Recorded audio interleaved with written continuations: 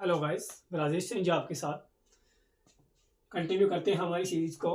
हम पढ़ रहे हैं बाल विकास एवं अभिवृद्धि। कल जो हमने पढ़ा था principles of growth and development, उसका दूसरा पार्ट ये है। आज हम इसको देखते हैं, इसको पढ़ते हैं थोड़ा सा।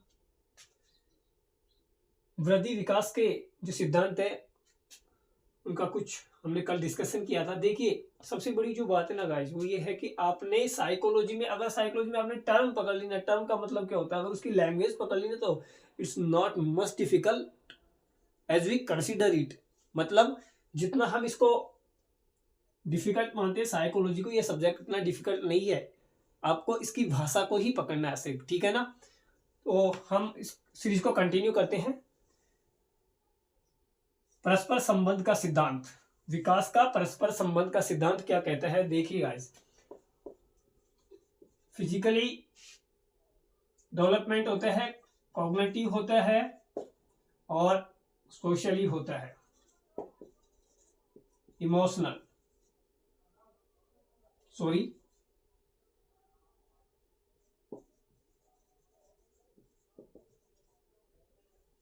ठीक है गाइस।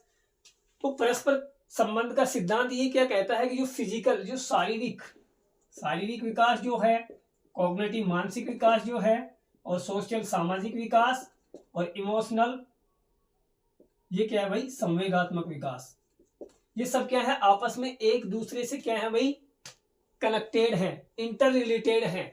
परस्पर संबंध का सिद्धांत ये है कि इनका को रिलेशन है, आपस में को रिलेशन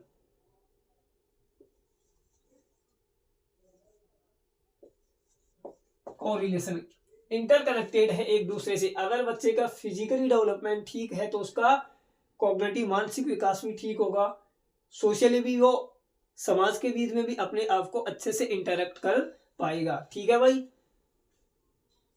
तो ये आपस में क्या है, एक दूसरे से इंटरकनेक्टेड है।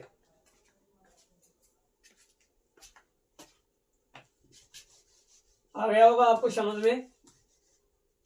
दूसरा सिद्धांत क्या कहता है, विकास लंबवत न होकर वर्तालुकार होता है, ठीक है भाई। स्पाइरल होता है, नॉट लीनियर।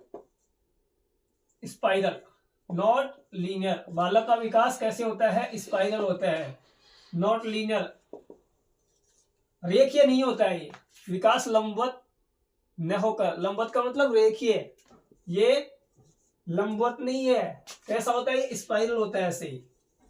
अगर बालक की लंबाई में अगर ग्रोथ होगी, ठीक है ना, तो उसका क्या है, उसकी चौड़ाई में भी ग्रोथ होगी, ठीक है भाई, डन।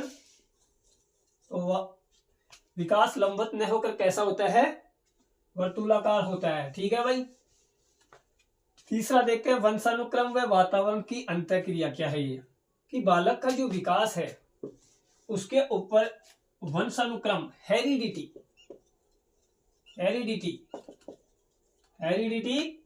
वातावरण, एनवायरमेंट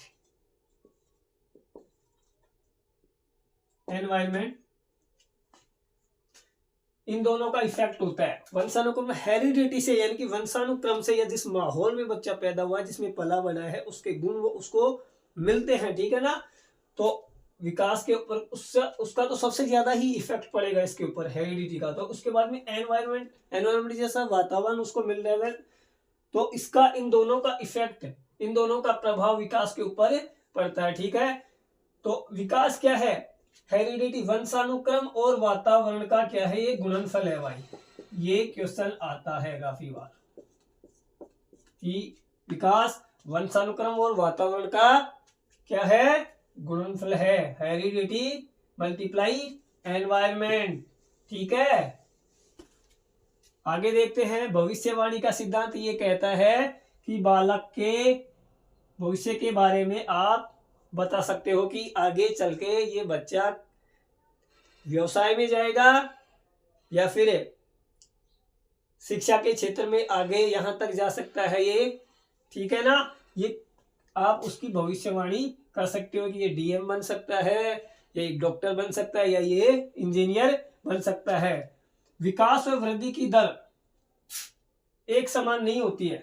विकास और वृद्धि की दर होती है जो दर व गति एक समान नहीं होती है, यानी कि शैशव अवस्था के अंदर बालक के अंदर विकास तीव्र गति से होता है। शैशव अवस्था के अंदर बालक का विकास तीव्र गति से होता है, फिर मंद होता है, फिर उसकी गति कैसी हो जाती है, मंद। और किशोरावस्था के पूर्व में बालक का विकास फिर तेज हो जाता है, उसके बाद में फिर इसकी गति क्या हो जाती है, मंद हो जाती है। इस प्रकार विकास व वृद्धि की जो दर होती है या गति होती है वो एक समान नहीं होती है।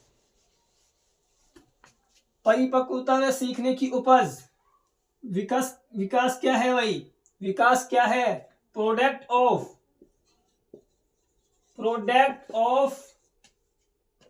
मैच्योरिटी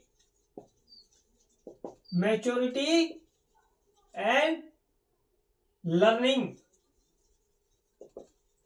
विकास क्या है, प्रोडक्ट है, उपज है किसकी, परिपक्वता और सीखने की। परिपक्वता यानी कि मैच्योरिटी की। मैच्योरिटी का क्या प्रभाव है विकास, बालक के विकास में, और लर्निंग का क्या प्रभाव है। देखिए, अगर बालक मैच्योर होगा तभी तो सीख पाएगा ना, तभी तो उसका विकास हो पाएगा, ठीक है ना। अगर मैच्योर का मतलब है कि अगर आप 6 साल का बच्चा है, फर्स्ट क्लास में है या सेकंड क्लास में, तो आप उससे ये एक्सपेक्टेशन तो नहीं कर सकते ना कि वो 10th क्लास के सवाल को हल करेगा। क्यों, क्योंकि वो इस चीज के लिए अभी मैच्योर नहीं हुआ है, ठीक है। और लर्निंग जो सीखता है, जो भी उसने सीखा है उसका भी विकास के ऊपर इफेक्ट पड़ेगा, ठीक है। सांस्कृतिक परिवर्तनों से प्रभाव। विकास या वृद्धि में, बालक के विकास में या बालक की वृद्धि में सांस्कृतिक जो परिवर्तन होते हैं उनका प्रभाव पड़ता है। सांस्कृतिक, कल्चरल, जो इसी कल्चर में बच्चा पैदा हुआ है या ब्रिंग अप उसका हो रहा है, जहां वो रह रहा है, उसकी जो संस्कृति जो उसकी जो कल्चर है उसमें अगर परिवर्तन हो रहे हैं तो ये बच्चे के विकास को या वृद्धि को भी प्रभावित करते हैं, ठीक है भाई। विकास, संचय व पुनरावृत्ति का सिद्धांत ये क्या कहता है, संचय व पुनरावृत्ति का सिद्धांत ये कहता है कि बालक ने शैशव अवस्था में जो भी चीज संचय करी है, संचय का मतलब क्या होता है, जोड़ना, जो भी चीजें उसने सीखी हैं या जोड़ी हैं, ठीक है ना। शैशव अवस्था में जो भी उसने ग्रहण किया है उनको वो पुनरावृत्ति करता है। कब, शैशव अवस्था की पुनरावृत्ति, मतलब जो चीज उन्होंने संचय की है, जो सीखा है, ठीक है ना, वो किशोरावस्था तक इन चीजों का इफेक्ट आता है, उनकी पुनरावृत्ति होती है। सपोज दैट शैशवावस्था में बालक के अंदर आत्म प्रेम की भावना होती है और ये किशोरावस्था में भी होती है, ठीक है भाई। इसकी पुनरावृत्ति होती है कहाँ, किशोरावस्था में, ठीक है। प्रारंभिक या आरंभिक बुनियाद या नींव जो होती है विकास की, वो महत्वपूर्ण मानी जाती है। कैसे, अगर बालक आरंभिक बुनियाद या आरंभिक नींव बालक की मजबूत है, यानी कि अगर उसकी आदत, बालक की शैशवावस्था में जब उसकी आदत, उसका व्यवहार अगर ठीक से है तो ये थ्रू आउट द लाइफ या लाइफ लॉन्ग उसके भविष्य को इसका इम्पैक्ट होगा, उसके ऊपर इम्पैक्ट यानी इसका प्रभाव होगा, ठीक है भाई।